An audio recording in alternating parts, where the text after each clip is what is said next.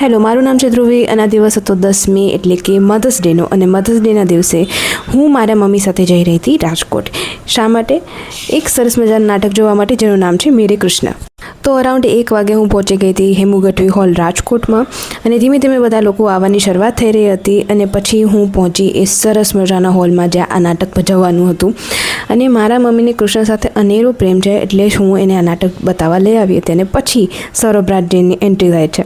અને જે લોકો સૌરભ રાજ્યને ફોલો કરતા હશે એ લોકોને ખબર હશે કે એનું કૃષ્ણનું પાત્ર એટલું સુંદર મજાનું એ ભજવે છે કે એને જોઈને તમે જો એને લાઈવ જોતા હો તો તમારા રૂવાડા ઊભા થઈ જાય. वो दुर्लभ विश्व रूप देखो.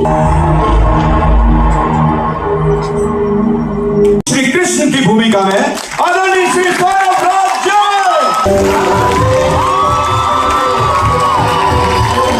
તો 2.5 થી 3 કલાકના નાટકમાં ક્યાંય પણ એવું ના લાગે કે તમને કંટાળો આવ્યો છે. અને છેલ્લે આ કૃષ્ણને મેં નજીકથી જોયા અને ખરેખર મજા આવી ગઈ. અને યસ, છેલ્લે મારી મમ્મી પણ રાજી થઈ ગઈ. અને આ હતો મારો સરસ મજાનો દિવસ.